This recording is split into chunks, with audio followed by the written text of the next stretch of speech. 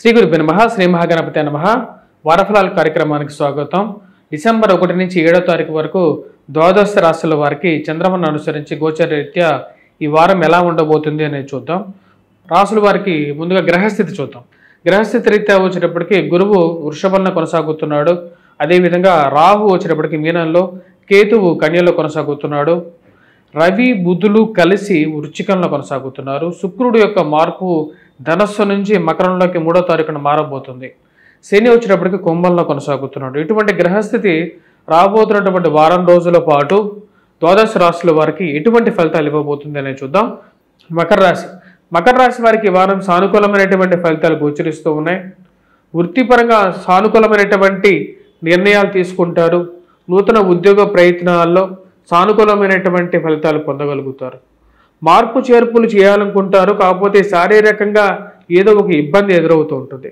కండరాలకు సంబంధితమైనటువంటి రక్త సంబంధితమైనటువంటి వ్యాధుల విషయంలో కొన్ని జాగ్రత్తలు అనేవి తీసుకుందాం అనుకుంటారు.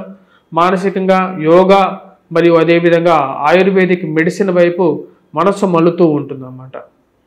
ఈ రాశి వారికి అధికమైనటువంటి ఖర్చు ఉన్నప్పటికీ కూడా జన్మరాశిలో ఉన్నటువంటి శుక్రుడు ధనస్థానంలోకి సంచారం చేయబోతున్నటువంటి శుక్రుడు ఫైనాన్షియల్ రొటేషన్ని బాగా చేస్తాడు. సమయానికి డబ్బు ఏదో విధంగా సర్దుబాటు చేస్తారు. కట్టాల్సినటువంటి డబ్బు కడతారు. చేయాల్సినటువంటి అప్పు తీసుకున్నటువంటి అప్పుకి కట్టాల్సినటువంటి డబ్బు సమయానికి ఏదో విధంగా కట్టగలిగినటువంటి పరిస్థితిలో ఉంటారు. ఈ రాశి వారికి సప్తమంలో కుజుడు నీచత్వం పొంది ఉన్నాడు. వైవాహిక జీవితంలో జీవిత భాగస్వామి ఆరోగ్య సంబంధితమైన విషయాల్లోనూ శారీరక శ్రమ ఎక్కువగా ఉన్నప్పటికీ కూడా వారి మీద మీ యొక్క కోపాన్ని ఎక్కువగా చూపించడానికి ప్రయత్నం చేయకుండా ఉండడం మంచిది. ఎందుకంటే ఇది వైవాహిక జీవితం అనేది మీకు కష్టాన్ని కలిగించగలుగుతుంది కాబట్టి ఆ విషయంలో జాగ్రత్తలు తీసుకోండి. ఈ రాశి వారికి శుక్రుడు జన్మరాశిలో ఉన్నప్పుడు సకల సుఖాలను ఇవ్వగలుగుతాడు. అంటే వైవాహిక సుఖం, మంచి నిద్ర, సుఖమైనటువంటి భోజనం ఇవ్వగలుగుతాడు. ఇంతకన్నా జీవితంలో కావలసినటువంటిది ఏమి ఉండదు. ఎందుకంటే ఇది లేక చాలామంది బాధపడుతూ ఉంటారు. 3వ తారీఖు తర్వాత ఈ రాశి వారికి అనుకూలమైనటువంటి స్థితిలో శుక్రగ్రహ సంచారం జరుగుతున్నప్పుడు ఫైనాన్షియల్ రొటేషన్ అనేది బాగుంటుంది. వివాహ ప్రయత్న సంబంధితమైన విషయాల్లో సానుకూలమైనటువంటి ఫలితాలు పొందగలుగుతారు. ఇరుగు పొరుగు సఖ్యతలో బాగుంటుంది. రాజకీయ అనుకూలత బాగుంటుంది. రవి అనుకూలంగా ఉన్నాడు, శుక్రుడు అనుకూలంగా ఉన్నాడు. ఇది మంచి గ్రహస్థితిగా చెప్పచ్చు. 10 మందిలో మంచి పేరు తెచ్చుకుంటారు. మరియు 10 మందిలో గుర్తింపబడతారు. 10 మందితో పేరుతో వెలవబడతారు. మీరు చేసేటువంటి మంచి కార్యాలు 10 మందిలో గుర్తింపబడతారు. వివాహ విషయాల్లో పాల్గొంటారు. మధ్యవర్తి విషయాల్లో మధ్యవర్తిగా ఉంటారు. 10 మందికి సహాయం చేసే గుణంగా మారుతూ ఉంటారు. గృహ కొనుగోలు, వాహన కొనుగోలు సంబంధితమైన విషయాల్లో సానుకూలమైనటువంటి ఫలితంగానే గోచరిస్తూ ఉన్నది.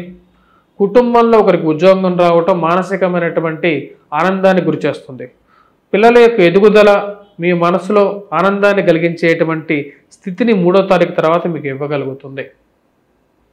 ఈ రాశి వారికి ఈ వారం సానుకూలమైనటువంటి ఫలితాలు గోచరిస్తూ ఉన్నాయి. మాట్లాడే విషయంలో ఈ రాశి వారు కొన్ని జాగ్రత్తలు తీసుకోవలసినటువంటి ముఖ్యమైనటువంటి సూచనగా చెప్పడం జరుగుతుంది. ఎందుకంటే ధనస్థానాల్లో రాశి వారికి వచ్చినప్పటికీ శనిగ్రహ సంచారం జరుగుతుంది కాబట్టి ఆ విషయంలో జాగ్రత్తగా ఉండండి. తెలియనటువంటి వారిని నమ్మి ఇన్వెస్ట్మెంట్స్కి ముందుకు దుందుడుగా వెళ్ళవాకండి. ఎందుకంటే కుజుడు సప్తమంలో ఉన్నాడు. అధికమైనటువంటి ఖర్చు కారకుడుగా ఉంటాడు. దుబారా ఖర్చుకు దూరంగా ఉన్నాడు. మీరు బయటికి వెళ్ళేటప్పుడు ఒకటి కొనడానికి పోయి 10 వస్తువులు కొనుక్కొని తీసుకొచ్చేసేసి అసలు వస్తువు మర్చిపోయేటువంటి పరిస్థితిని చేస్తూ ఉంటాడు. కాబట్టి కొనేటప్పుడు 1కి 2 సార్లు 2 నిమిషాలు ఆగి ఇంట్లో జీవిత భాగస్వామితో కానీ లేకుండా ఉంటే అది మీకు నిజమైన వస్తువా కాదా అని చెప్పి ఆర్థిక క్రమశిక్షణను పాటించండి. ఈ రాశి వారికి వివాహ ప్రయత్నాల్లో కూడా సానుకూలమైనటువంటి ఫలితాలు పొందగలుగుతారు. ప్రేమ సంబంధితమైన వ్యవహారాల విషయాల్లోనూ ముందుగా ఇంట్లో వారిని ఒప్పించి ముందుకు వెళ్ళడం అనేది వీరికి మంచిది. స్త్రీలకి కుజుడు వచ్చేటప్పటికి ముఖ్యంగా వివాహ విషయాల్లో బంధకారకుడుగా ఉంటాడు. కాబట్టి స్త్రీలు ముఖ్యంగా వచ్చేటప్పటికి 1కి 2 సార్లు సంప్రదించి వారి యొక్క జాతకాలను పరిశీలించుకున్న తర్వాతే ముందుకు వెళ్ళవలసినటువంటి ముఖ్యమైనటువంటి సూచన. ఈ రాశి వారు చేసుకోవాల్సినటువంటి పరిహారాలు ఈ వారం ఎటువంటి పరిహారాలు చేసుకోవాలి అనేది చూద్దాం. ముఖ్యంగా వచ్చినప్పటికీ కుజుడు సప్తమంలో ఉన్నాడు, నీచత్వం పొంది ఉన్నాడు. తద్వారా వచ్చేటప్పటికి హనుమాన్ దేవాలయ దర్శనం చేసుకోవటం అనేది ముఖ్యమైనటువంటి సూచన. మరియు అదేవిధంగా ప్రతినిత్యం హనుమాన్ చాలీస పఠించడం, సింధూరాన్ని ధరించడం అనేది పరిపాటిగా పెట్టుకోండి. వీలైనప్పుడున్నా చేయండి. శివాభిషేకం చేయండి. ఎందుకంటే కుజుడు శివుడి యొక్క మానస పుత్రుడు కాబట్టి మీరు శివాభిషేకం చేసినా సరే సరిపోతుంది.